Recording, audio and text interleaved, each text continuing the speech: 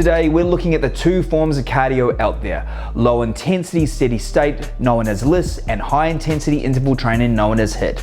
We're going to look at how each of the approaches work on a physiological level, and of course, what everyone wants to know, the effect that each have on fat burning and which is best for your fat loss goals. Alright, let's have a look at the facts. First of all, LISS. LISS involves performing cardiovascular exercise at a consistent, steady, low to moderate state for the entire duration of the session. It requires your heart rate to be sitting somewhere between 60 to 70% of your max heart rate. You're warm, but you're not sweating, and you can still hold a conversation during the session itself. Due to the pace of low intensity steady state, this cardio method requires oxygen as the energy source. Oxygen is taken into your body with each breath, which binds to your fat stores to be burnt as energy. This is what's known as the fat burning zone, as oxygen and fat is what's required to fuel the activity. If you were to increase the pace, moving out of that low to moderate pace and increase your heart rate, your body will move into another energy source, swapping from using fat as fuel to using carbohydrates instead, which is how HIIT works. High intensity interval training requires short intense bursts of activity, pushing your heart rate up to 80 to 95% of max, then returning to a lower recovery state, repeating this burst and recovery process for a set time duration. This would involve activities such as bursts of sprinting followed by a lower, slower recovery pace. As mentioned, the fuel source when performing HIIT is carbohydrates, which is why LISS held the pole position for best form of fat burning cardio for so long, because it's the fat stores that are directly being used as fuel. Now, while this is true, fat is being burnt as fuel during LISS, HIIT is believed to burn more calories overall during the session itself, but mainly due to the EPOC effect that occurs post-HIIT. EPOC, or post-exercise oxygen consumption, has the effect on your body that will have you continuing to burn calories hours even after the session has ended, due to the fact that you'll be consuming more oxygen than normal. This is where many now hold HIIT in the pole position, jumping on the fact that in the long run, HIIT will have more beneficial long-term fat burning effects. Yes, LISS may burn directly from fat stores during the session itself, but HIIT burns more calories, even if it is from carbohydrates. More calories burnt ultimately supports a better fat burning result over a 24-hour period. But the ultimate HIIT payoff is believed to be that post-exercise oxygen consumption, the EPOC effect. Or is it? Now, before you place HIIT in that fat burning first place pole position, we need to answer a very important question that often just gets overlooked or lost in the hype. Just how much do you burn during this post-exercise oxygen consumption period? Just how many calories am I burning from my fat stores while I lay here on the couch after my session? Now, when we look at the science, one 2016 study showed that if you would burn 600 calories during a bout of high intensity interval training, you would look to then burn an additional 45 calories during the EPOC. That's it, only 7.5% extra of what you burnt in the session itself.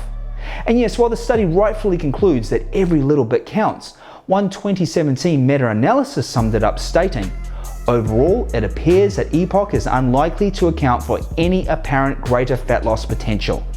The science recognizes and backs EPOC, the effect, all the way. However, it's clear not to get caught up in the hype that EPOC is some epic fat burning magic.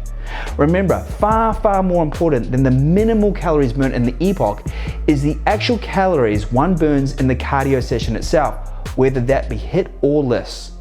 The next point that I think needs to be addressed and which cardio is best for you is which cardio type works best in with your resistance training. It's very unlikely, or at least shouldn't be the fact, that you would be performing cardio with the view to be burning fat without simultaneously following a resistance training program. What you need to be aware of is how is your choice of cardio affecting your weight training. Low intensity steady state cardio is exactly that, low intensity. If you're a healthy individual, it has next to no stress on your central nervous system.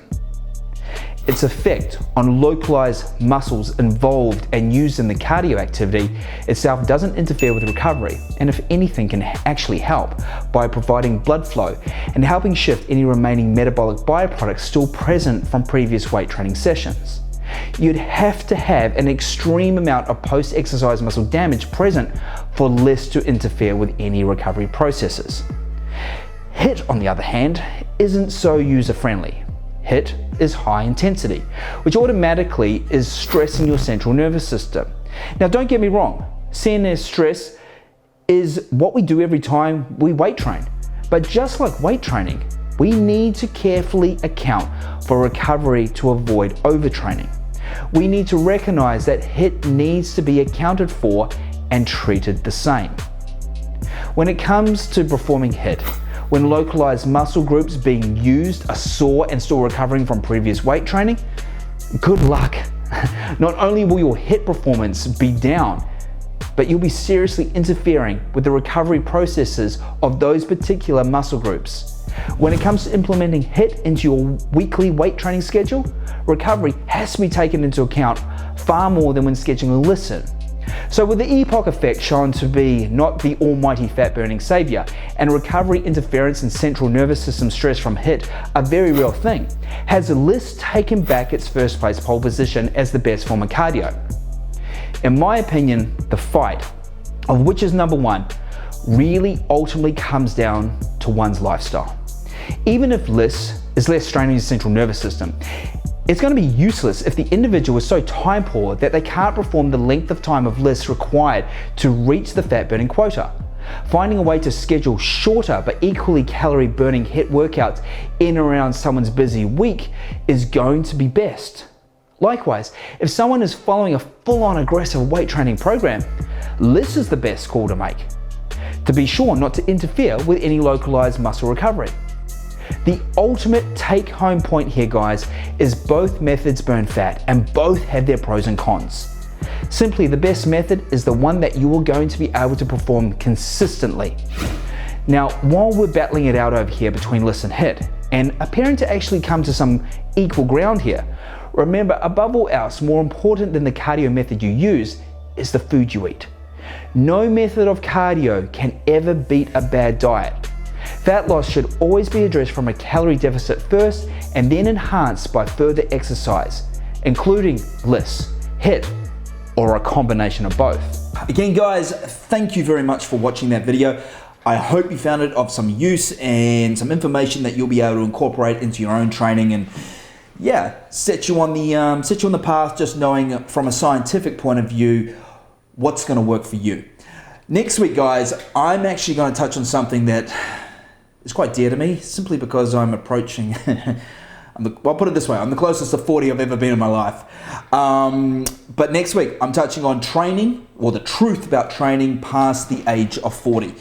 So we'll go quite in depth into this, and well, any guy 40 and above, you're going to want to see this. So please, guys, remember to subscribe and also follow me on my other social channels, particularly Instagram, to make sure you don't miss when I drop a video. All right, next time, we out.